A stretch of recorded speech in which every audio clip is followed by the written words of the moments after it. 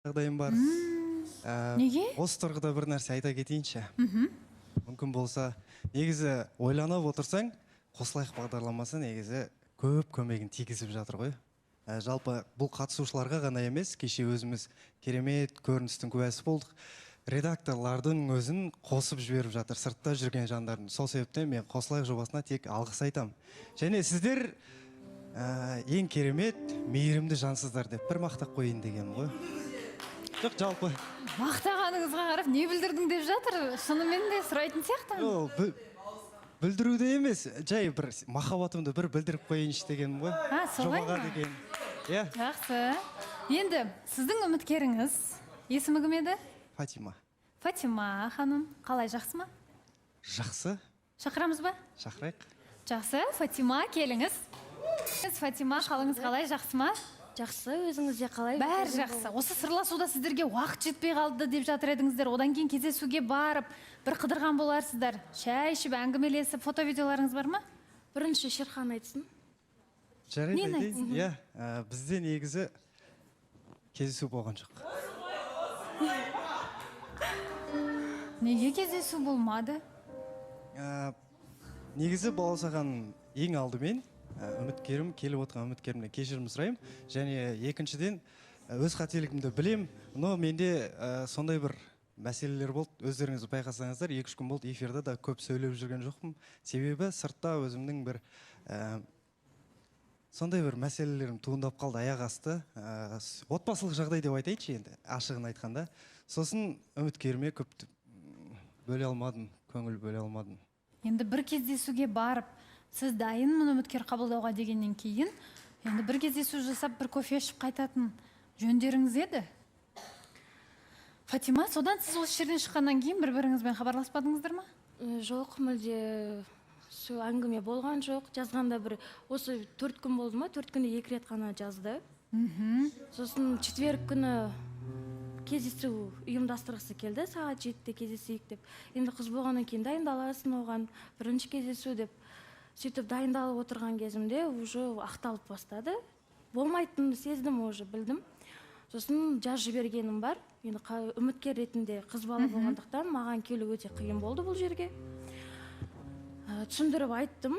Енді қыз болғаннан кейін енді уақытымды алмау керек едіңіз онда менің депші. Дұрыс айтасыз.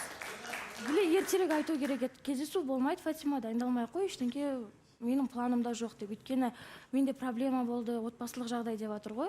Жарайды, оған түсіністікпен қарауға болады.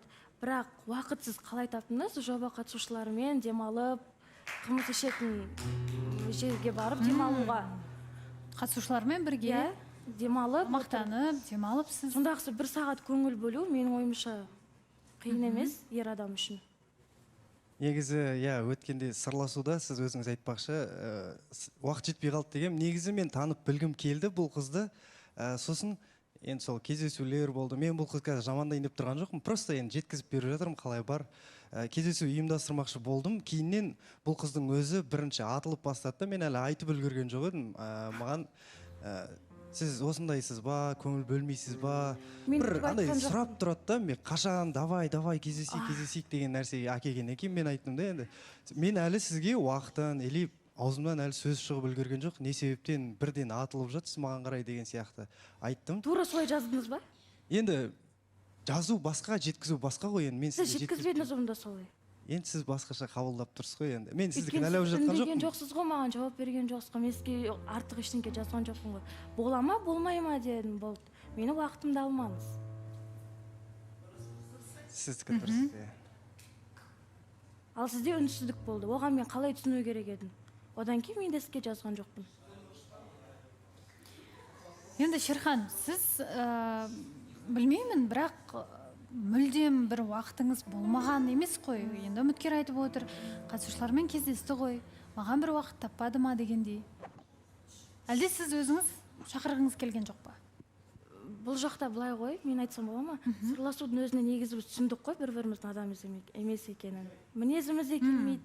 Әңгіме барысында мен өзім түсіндім. Әңгімесіне қарап өзім ой түйдім. Негізі Шерхан, бұл жақта неге отырсыз деген сұрақ. Егер сіз экс әйеліңізбен балаңызды қимасаңыз. Өйткені отбасын әлі жіберген жоқ Шерхан. Жаңа Сіз әңгіме айтқан кезде дегенде сіздер не туралы сөйлестіңіздер? Не таныстық берген мен қойған сұрақтарға ответтеріне, жауаптарына мен сондай өзім ой түйдім. Екі ойы сол отбасында бұрынғы, баласында.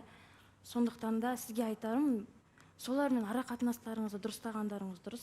Бұл жақта отырып басқа адамның орнын алудың қажеті жоқ. Алсахан, Иә. қош келдіңіз. Қош көрдік. Мына жерде мен Шерханға сұрағым келіп тұрды, түсінбей тұрмын да. Шерхан, сен шынымен де жаңа танысқа дайынсың ба? Сенің айтып отқан нәрсең барлығы мына жерде сылтау сияқты да. Себебі сен 2-3 күн алдын стримде отырдың ғой, Ғалымжан екеуің кафеде мысалға да. Уақыт таптың соған. Не үшін қызға сен көңіл таба алмайсың, уақыт таба алмайсың, көңіл бөле алмайсың? Сен де менің ойымша жай ғана сылтау, сен таныстыққа дайын емессің. Немесе сенің көңілің мына жерде басқа қызларда. Басқа қыздарда? Аяулымда деп ойлаймын. Қызық екен. Бізде дәл қазір жарнамадан кейін Шерханның